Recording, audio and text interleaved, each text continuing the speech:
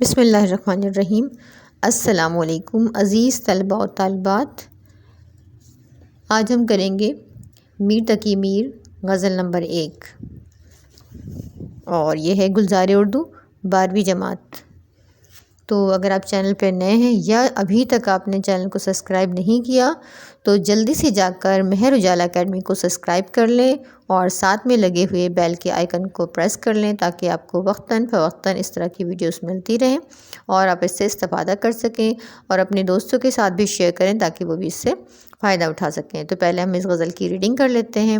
اشک آنکھوں میں کب نہیں آتا، لہو آتا ہے جب نہیں آتا، ہوش جاتا نہیں رہا لیکن جب وہ آتا ہے تب نہیں آتا، صبر تھا ایک مون سے ہجرا، صبح مدت سے اب نہیں آتا، دل سے رخصت ہوئی کوئی خواہش، گریا کچھ بے سبب نہیں آتا، جی میں کیا کیا ہے اپنے اے ہمدم، پر سخن تاب لب نہیں آتا۔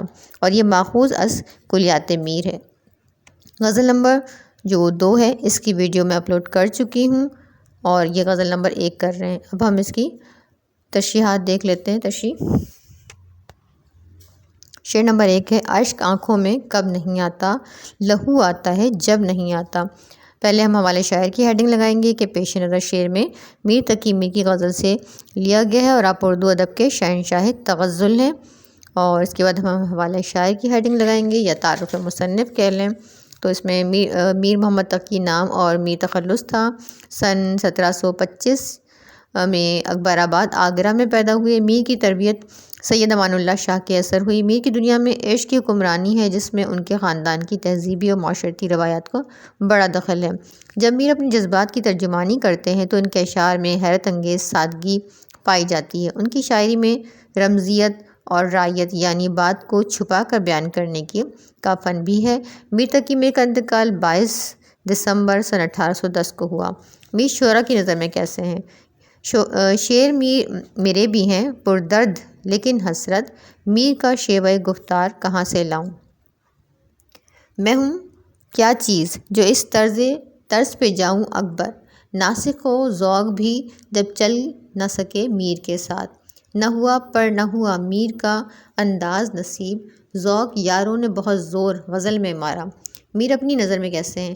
مت سہل ہمیں جانو، پھرتا ہے فلک برسوں، تب خاک کے پردے سے انسان نکلتے ہیں، سارے عالم پر ہوں میں چھایا ہوا، مستند ہے میرا فرمایا ہوا۔ تعارف مصنف کے بعد ہم لگائیں گے اس میں ہیڈنگ الفاظ معنی کی جو اس کے مشکل الفاظ ہیں۔ اشک یعنی آنسو، لہو کہتے ہیں خون کو۔ پھر تشریح کہ میر تقی میر فرماتے ہیں کہ میں ہجر یار میں ہر دم روتا رہتا ہوں اور کوئی بھی ایسا وقت نہیں ہے جو میری آنکھوں میں آنسو نہ ہو۔ میں محبوب کے سلوک سے بہت غمزدہ ہوں اور میری آنکھوں سے آنسو بہتے رہتے ہیں۔ محبت میں میری یہ حالت ہو گئی ہے کہ آنکھیں ہر وقت نم رہتی ہیں اور ایسا بھی وقت آتا ہے جب میری آنکھوں سے آنسو بہنا بند ہو جاتے ہیں تو میری ایسی کیفیت ہو جاتی ہے جیسے میری آنکھوں سے لہو جاری ہو گیا ہو۔ میرے محبوب نے مجھے دکھ اور اذیت میں مبتلا کر کے رونے کا عادی بنا دیا ہے۔ محبوب کی جدائی نے اس کے غم نے آنسو بہا بہا کر آنکھیں خشک ہو گئی ہیں اور اب ان خشک آنکھوں سے لہو جاری ہو گیا ہے اور مسلسل غم اور آنسو بہاتے بہاتے آخر میرے دل کو صبر آ ہی گیا ہے۔ مماثل شعر، اس قدر رویا ہوں تیری یاد میں، آئینے آنکھوں کے دھندلے ہو گئے۔ شعر نمبر 2 ہے، ہوش جاتا نہیں رہا لیکن جب وہ آتا ہے تب نہیں آتا۔ الفاظ معنی ہیں، ہوش کہتے ہیں حواس قائم رکھنا۔ تشریح ہے، اسی طرح آپ نے اس میں ہیڈنگ لگانی ہے حوالے شاعر کی اور حوالے مصنف کی۔ تشریح ہے کہ میر تقی میر فرماتے ہیں کہ میرے ہوش و حواس بالکل ٹھیک ہیں، لوگ سمجھتے ہیں کہ میں کوئی دیوانہ ہوں، حقیقت تو یہ ہے کہ جب محبوب آ جاتا ہے تو میں ضرور ہوش و حواس کھو بیٹھتا ہوں۔ جیسے ہی محبوب سے آنکھیں دوچار ہوتی ہیں، مگر جیسے ہی ہمارا محبوب ہمارے سامنے آتا ہے نہ جانے ہمارے دل کو کیا ہو جاتا ہے۔ محبوب کی موجودگی ہمیں ہر چیز سے بیگانہ کر دیتی ہے۔ میں اس کے حسن و جمال سے اس قدر متاثر ہو جاتا ہوں کہ وصال کی تمنا کرنے لگ جاتا ہوں اور اس کے وصال کے خیالوں میں اس قدر کھو جاتا ہوں کہ لوگوں کو لگتا ہے میں کوئی دیوانہ ہوں۔ محبوب کو دیکھ کر میں ہوش و حواس سے بیگانہ ہو جاتا ہوں۔ مواصل شعر ہے، سامنے یار ہو اور ہوش تیرے گم نہیں، سامنے یار ہو اور ہوش تیرے گم نہیں، یا تو وہ یار نہیں یا پھر عاشق تم نہیں۔ شعر نمبر 3 ہے صبر تھا ایک مون سے ہجرا، صبح مدت سے اب نہیں آتا۔ الفاظ معنی مون سے کہتے ہیں ہمدرد، مدت کہتے ہیں عرصہ، مون سے ہجرا دوست کی جدائی کا غم بٹانے والا تنہائی کا دوست۔ تشریح ہے کہ محبوب کی جدائی میں جب میں غمزدہ تھا تو ایک صبر ہی تو تھا، تو اس صبر کے سہارے تو ہم محبوب کی جدائی کو برداشت کر سکتے تھے، مگر اب تو دل کی کیفیت کچھ یوں ہے کہ صبر کرنا بھی محال ہوا جا رہا ہے۔ ایک صبر ہی تو تھا جو ہماری تنہائی کا ساتھی تھا، اب محبوب سے جدائی، اس کے فراق کو سہنا ہمارے بس میں نہیں رہا۔ اب تو یوں لگتا ہے ہم خود کو تسلی دینے سے بھی قاصر ہیں، کیونکہ محبوب کی جدائی اب ہمارے لیے ناقابل برداشت ہے، اور اب تو دل کی بے قراری و بے سکونی میں اضافہ ہی ہوتا جا رہا ہے، صبر کا دامن ہاتھوں سے چھوٹا جا رہا ہے۔ مواصل شعر ہے مت پوچھ صبر کی انتہا کہاں تک ہے، تو ستم کرے تیری طاقت جہاں تک ہے۔ شعر نمبر 4 ہے دل سے رخصت ہوئی کوئی خواہش، گریہ کچھ بے سبب نہیں آتا۔ الفاظ معنی ہیں گریہ کہتے ہیں رونا، بے سبب کہتے ہیں بلا وجہ۔ تشریح اس کی کہ ہمارے دل سے کوئی خواہش رخصت ہو گئی ہے، اس لیے ہماری آنکھوں سے اشک جاری ہے۔ ہمارا یہ جو دل ہے نہایت افسردہ ہے۔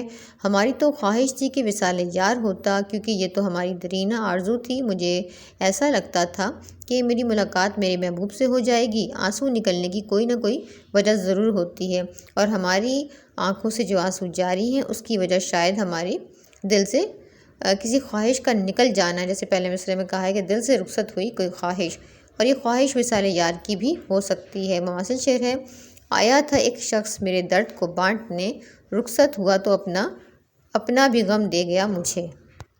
شعر نمبر 5 ہے اور آخری شعر ہے یہ کہ جی میں کیا کیا اپنے اے ہمدم، پر سخن تابہ لب نہیں آتا۔ الفاظ معنی ہیں جی میں دل میں، ہمدم کہتے ہیں ساتھی دوست، سخن کہتے ہیں بات، تابہ لب کہتے ہیں ہونٹوں تک۔ تشریح ہے کہ میر تقی میر فرماتے ہیں کہ میرا دل محبوب کی محبت میں کچھ اس طرح ڈوبا ہے کہ اظہار محبت کر دوں اپنے محبوب سے، لیکن دل کو ایک دھڑکا سا لگا ہے کہ کہیں میرا محبوب مجھ سے ناراض نہ ہو جائے، ایسا نہ ہو کہ میرے اظہار محبت سے وہ برا ہی مان جائے اور مجھ سے دور نہ چلا جائے، اس لیے اپنے دل میں چھپے محبت کے جذبات کو زبان پر لاتے ہوئے ڈرتا ہوں۔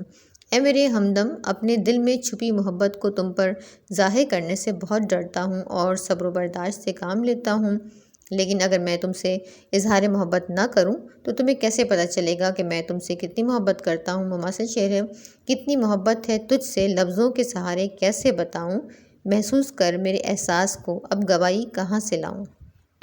تو یہ ہماری غزل نمبر 1 میر تقی میر کی کمپلیٹ ہو گئی، اور ویڈیو کو لاسٹ تک دیکھنے کا بے حد شکریہ۔